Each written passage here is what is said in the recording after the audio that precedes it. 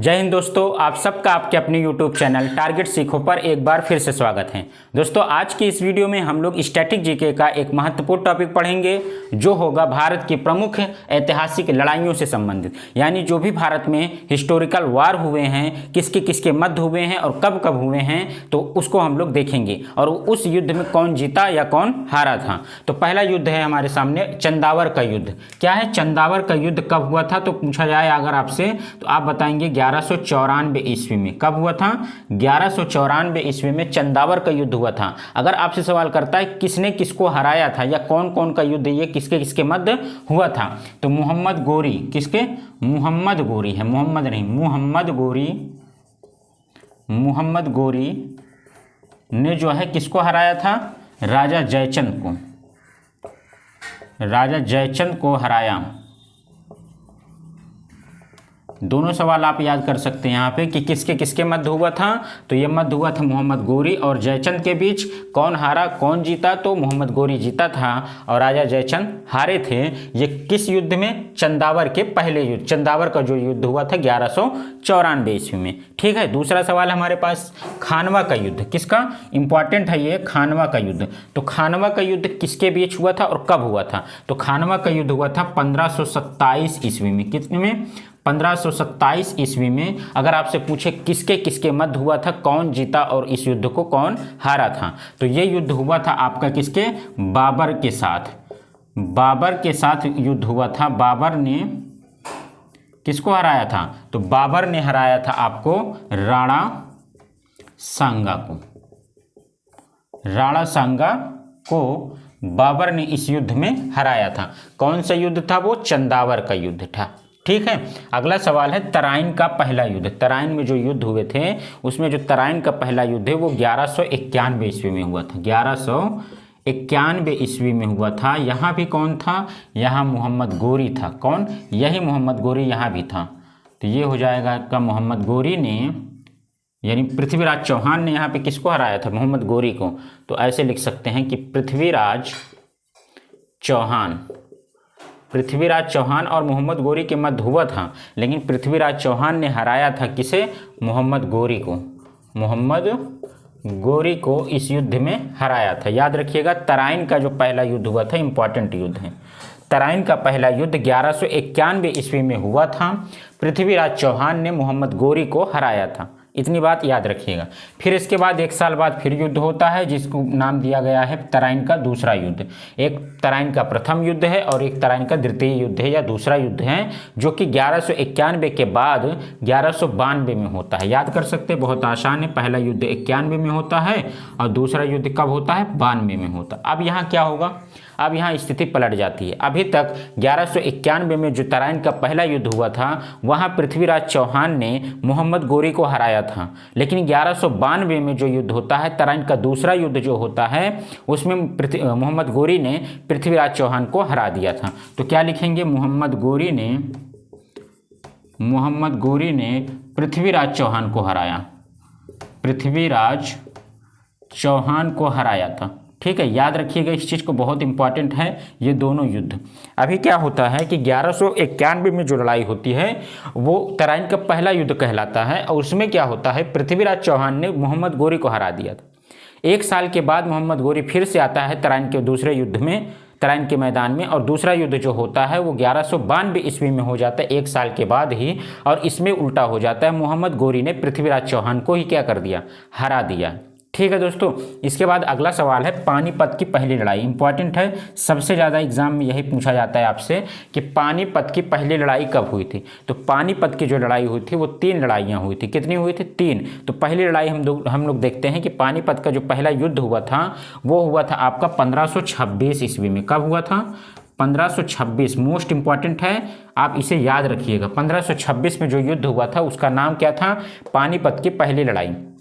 किसके किसके बीच हुआ था? तो ये हुआ आपका किसके? बाबर के साथ। बाबर कौन था ये आप जानते हैं। बाबर के साथ इब्राहिम लोदी। इस चीज़ को ध्यान से फिर सुनिएगा। हमने ये कहा कि पानीपत की पहली लड़ाई या पानीपत का पहला युद्ध, हरियाणा में जो स्थान है पानीपत, पानीपत का जो पहला युद्ध हुआ था वो 1526 में हुआ था। कब हुआ था? 1526 में पानीपत का पहला युद्ध होता है। इसके बाद इसमें कौन कौन थे? इसमें बाबर था, बाबर के साथ साथ इब्राहिम लोदी था। अब यहीं से पूरे के पूरे भारत की जो स्थिति है वो बदलती है। वो क्या बदलती है कि भारत में 1526 से पहले, भारत में 1526 से पहले दिल्ली सल्तनत के जो लोदी वंश थे, दिल्ली सल्तनत के जो लोदी वंश थे उन लोगों का शासन था। बहलोल लोदी के वंशज इब्राहिम लोदी का शासन था। इब्राहिम लोदी भारत में शासन कर रहा था। 1526 में एक आक्रांता आता है कि एक इंसान आता है जिसका नाम है बाबर, जहीरुद्दीन मोहम्मद बाबर। ये विदेशी था, जो है अफगानिस्तान वगैरह के ये लोग थे। बाबर यहाँ आता है और इब्राहिम लोदी को क्या कर देता है? युद्ध में हरा देता है। किस युद्ध में हराता है? पानीपत के पहले युद्ध में इब्राहिम लोदी को बाबर हरा देता है। जब बाबर हरा देता है तो बाबर अपना एक नया वंश की स्थापना करता है भारत में, जिसको हम लोग बोलते हैं मुगल वंश। क्या बोलते हैं? मुगल वंश। तो भारत में मुगल वंश के संस्थापक भी कौन हैं? बाबर हैं। और 1526 से ही भारत में क्या शुरू हो जाता है? मुगल वंश शुरू हो जाता है। क्योंकि 1526 तक कौन रहता है? इब्राहिम लोदी जब हार जाता है तब यहाँ पे बाबर के द्वारा जो नया वंश चलाया जाता है वो है मुगल वंश है। ठीक है। अब इसके बाद जितने भी लोग आएंगे ये सब मुगल वंश के रहेंगे, जिसमें हम लोग अकबर को, जहांगीर को और शाहजहां को, इन सब लोग को पढ़ते हैं। तो ये चीज़ आपको क्लियर हो गई होगी कि पानीपत की पहली लड़ाई 1526 ईस्वी में हुई थी। बाबर आया था जो विदेशी था। ये इब्राहिम लोदी जो कि भारत में लोदी वंश के वंशज थे, ये भारत में राज कर रहे थे। इनको बाबर हरा देता है। हराने के बाद जो है यहाँ पे एक नए वंश की स्थापना करता है जिसे मुगल वंश के नाम से जाना जाता है। अगला देखते हैं जो है चंदेरी का युद्ध। याद रखिएगा क्योंकि ये भी इंपॉर्टेंट है। बाबर के द्वारा 4 प्रमुख युद्ध भारत में लड़े गए थे। तो पहला युद्ध तो यही था। भारत में जब एंट्री होती है तो 1526 में बाबर पहला लड़ाई करता है। इसके बाद 1527 में हमने आपको बताया खानवा का युद्ध। 1527 में खानवा के युद्ध में बाबर ने राणा सांगा को भी हरा दिया था। 2 युद्ध ये हो गए बाबर के। तीसरा युद्ध था चंदेरी का युद्ध। किसका? चंदेरी का युद्ध था जो कि 1528 ईस्वी में, याद रखिएगा 1528 ईस्वी में हुआ था। कब हुआ था? 1528 ईस्वी में। इसमें बाबर ने मेदिनी राय को हराया था। किसे? बाबर ने मेदिनी राय को हराया था। हम लोग बाबर के चारों युद्ध को देख रहे हैं। बाबर ने मेदिनी राय को हराया था। तो मेदिनी राय, बाबर ने जो है किसको हराया था? मेदिनी राय को हराया था 1528 ईस्वी में। ठीक है। इसके बाद अगला युद्ध आता है जो है तालीकोटा का युद्ध। याद रखिएगा कई बार परीक्षाओं में ये पूछा गया है कि तालीकोटा का युद्ध कब हुआ था। तो तालीकोटा का जो युद्ध हुआ था वो 1565 ईस्वी में हुआ था। कब? 1565 ईस्वी में हुआ था। और इसमें क्या हुआ था? इस युद्ध में विजयनगर साम्राज्य का जो साम्राज्य था उसका अंत हो गया था, पतन हो गया था। ये लिख सकते हैं हम कि विजयनगर साम्राज्य का, विजयनगर दक्षिण भारत का एक नगर था, विजयनगर साम्राज्य का पतन हो गया था। याद रखिएगा विजयनगर साम्राज्य का पतन किस युद्ध के बाद हुआ? तालीकोटा का युद्ध 1565 के बाद हुआ था। ठीक है। अच्छा, अगर आपसे सवाल पूछे विजयनगर के राज्य की स्थापना किसने की थी तो आप कमेंट बॉक्स में बताइएगा विजयनगर राज्य की स्थापना किसने किया था। ठीक है। इसके बाद देखते हैं अगला रूहेला का युद्ध। याद रखिएगा बहुत इंपॉर्टेंट युद्ध है। रूहेला का युद्ध कब हुआ था? 1774 ईस्वी में। कब? 1774 ईस्वी में रूहेला का युद्ध हुआ था। अगला है बाबर का युद्ध जो कि इंपॉर्टेंट है, घाघरा का युद्ध। किसका? घाघरा का युद्ध। तो घाघरा का युद्ध भी बाबर के साथ ही हुआ था, लेकिन बाबर ने किसे हराया था? अफगानों को हराया था। तो ये कब था ये युद्ध? ये देखते हैं। तो ये युद्ध था आपका 1529 ईस्वी में। 1529 में बाबर ने अफगानों को हराया था, अफगानों को हराया था। ठीक है। तो ये आपके पास जो बाबर के 4 युद्ध है उसे ध्यान से फिर से एक बार सुनिए। हमने कहा 1526 ईस्वी में बाबर भारत में एंट्री करता है पानीपत के युद्ध से। पानीपत का युद्ध लड़ करके भारत में बाबर ने जो है मुगल वंश की स्थापना कर दी। 1527 में बाबर खानवा का युद्ध लड़ता है। बाबर ने किसको हराया था? राणा सांगा को हराया। 1527 के बाद 1528 में बाबर ने मेदिनी राय को हराया था, जो कि चंदेरी का युद्ध कहा जाता है। और 1529 में घाघरा का युद्ध होता है। 1529 में बाबर ने किसको हराया? अफगानों को हराया था। अगर आपको ये चीज़ें समझ में आ रही है तो कमेंट करके ज़रूर बताएंगे। हमने यहाँ पे आपके सामने 9 युद्ध लिखे हैं, जो कि किसने किसको हराया, किस युद्ध में किसको विजय मिली और वो युद्ध कब हुआ है, इन सारी चीज़ों को देख लिया है। आइए हम लोग अगले युद्ध के बारे में देखते हैं। दोस्तों अगला जो युद्ध है वो है चौसा का युद्ध। क्या है? चौसा का युद्ध इंपॉर्टेंट है, याद रखिएगा। तो चौसा का युद्ध हुआ था आपका 1539 ईस्वी में। कब हुआ था?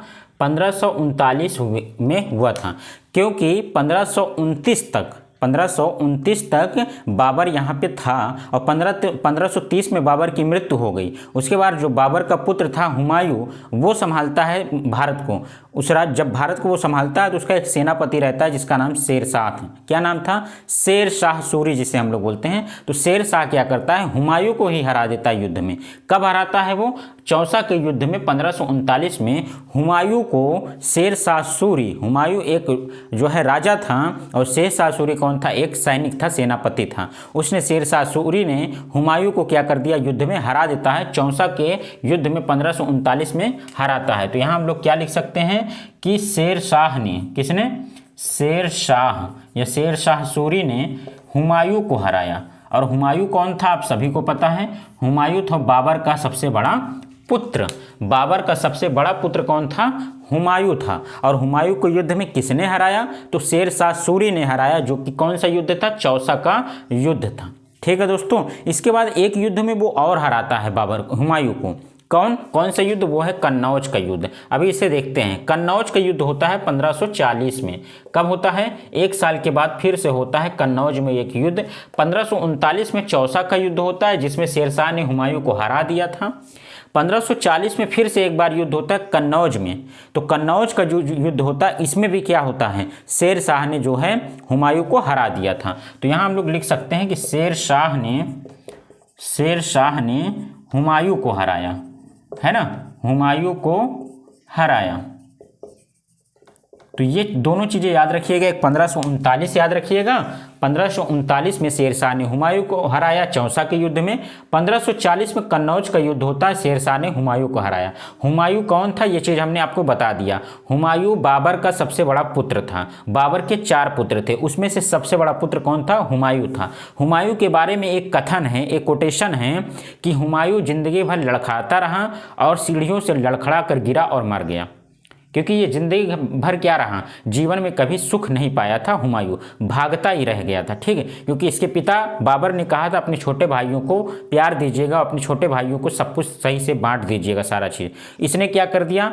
उस समय, जिस समय राजा बनने के लिए लोग अपने पिता की भी हत्या कर देते थे, उस समय ये अपने भाइयों को बहुत ही, जितना भी उनको चाहिए था सब कुछ उनको दे रहा था। हुमायूं बहुत ही सीधापन दिखाई दे रहा था। उसका फ़ायदा उठाया उसके सेनापति ने, जिसका नाम था शेर शाह।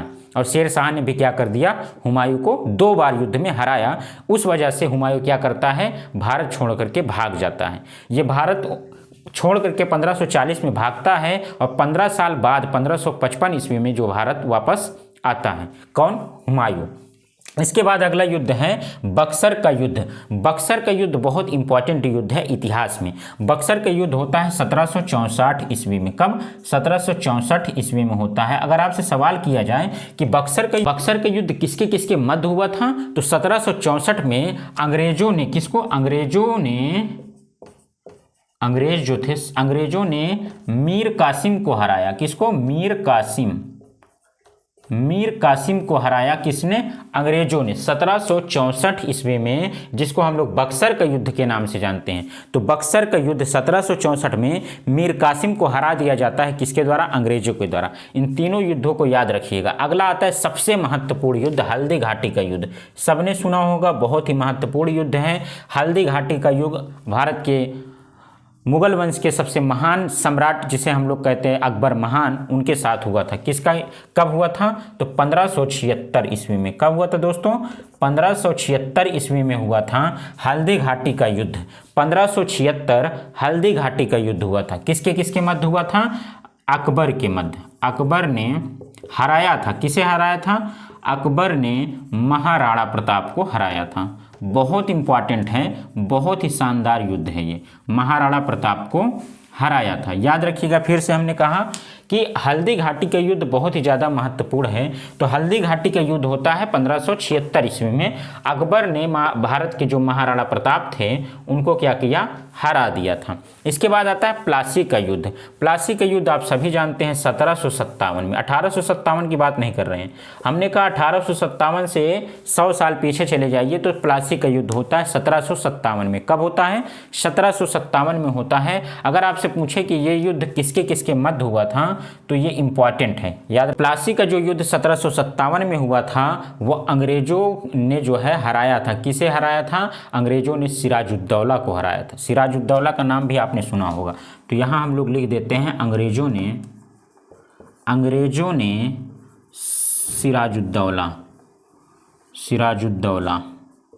सिराजुद्दौला को क्या किया था? हराया था। अंग्रेजों ने सिराजुद्दौला को किस युद्ध में हराया था? प्लासी के युद्ध में हराया था। कब हुआ था? 1757। 1857 की क्रांति से 100 साल पहले 1757 याद कर सकते हैं। प्लासी का युद्ध भी याद कर सकते हैं। अंग्रेजों ने सिराजुद्दौला को हराया था। अंग्रेजों ने जो है बक्सर के युद्ध में 1764 ईस्वी में अंग्रेजों ने ही किसे? मीर कासिम को हराया था। दोनों सवाल याद रखिएगा। अंग्रेजों ने एक बार मीर कासिम को हराया जो कि बक्सर का युद्ध कहलाता है। अंग्रेजों ने एक बार सिराजुद्दौला को युद्ध में हराया जो कि प्लासी का युद्ध कहलाता है। अगर आपसे सवाल करता है कि प्लासी का युद्ध कब हुआ तो आप बताएंगे कि 1857 की क्रांति से 100 साल पहले यानी कि 1757 ईस्वी में। बहुत ही आसान तरीका है याद रखने का। 1757 ईस्वी में प्लासी का युद्ध होता है अंग्रेजों और सिराजुद्दौला के बीच।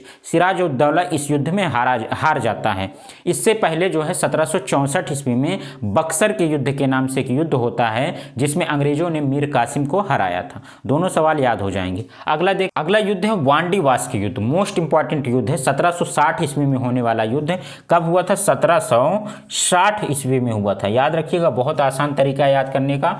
1757 में प्लासी का युद्ध होता है, 1760 में वांडीवास का युद्ध होता है, 1764 में बक्सर का युद्ध होता है। तो 1760 ईस्वी में जो वांडीवास का युद्ध हुआ था इसमें क्या होता है? इसमें जो फ्रांसीसी रह रहे थे उनकी क्या हो जाती है? पराजय हो जाती है, वो हार जाते हैं। तो यहाँ हम लोग लिख सकते हैं फ्रांसीसियों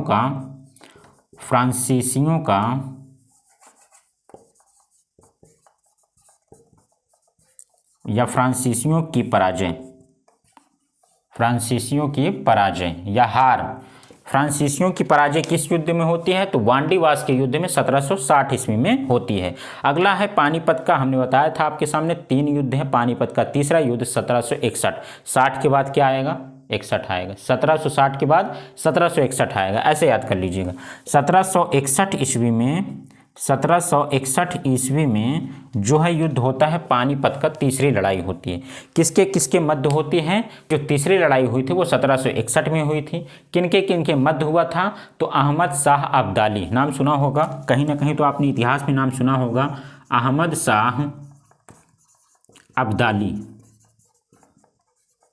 शाह अब्दाली ने मराठों को हराया था। किसको हराया था?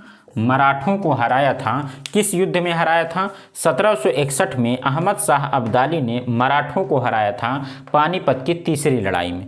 ठीक है, फिर से याद रखिएगा। हमने कहा चौसा का जो है युद्ध वो 1539 ईस्वी में होता है। चौसा का युद्ध 1539 ईस्वी में होता है। शेर शाह ने हुमायूं को हराया। हुमायूं कौन था? बाबर का सबसे बड़ा पुत्र था। इसके बाद बक्सर का युद्ध होता है 1764 ईस्वी में, जो कि अंग्रेजों ने मीर कासिम को हराया। अंग्रेजों के साथ मीर कासिम का युद्ध होता है। मीर कासिम हार जाता है। 1764 में बक्सर के नाम से वो युद्ध प्रसिद्ध होता है। अगला है कन्नौज का युद्ध, जो कि 1539 के बाद 1540 में कन्नौज का युद्ध होता है। शेर शाह ने हुमायूं को इसमें क्या कर दिया? फिर से एक बार हरा देता है। और जब इस युद्ध में हुमायूं हार जाता है तो हुमायूं भारत छोड़ करके चला जाता है। इसके बाद आता है हल्दी घाटी का युद्ध। महत्वपूर्ण युद्ध है, इतिहास में सबसे महत्वपूर्ण युद्ध है हल्दी घाटी का युद्ध। तो हल्दी घाटी का युद्ध 1576 ईस्वी में होता है। अकबर ने जो है महाराणा प्रताप को हराया था। दोनों बहुत ही महान सम्राट थे अपने समय के, दोनों बहुत ही महान योद्धा थे। इन दोनों के मध्य युद्ध हुआ अकबर और महाराणा प्रताप के बीच, लेकिन महाराणा प्रताप इसमें क्या हो जाते हैं, हार जाते हैं, जिसे हल्दी घाटी के युद्ध के नाम से जाना जाता है।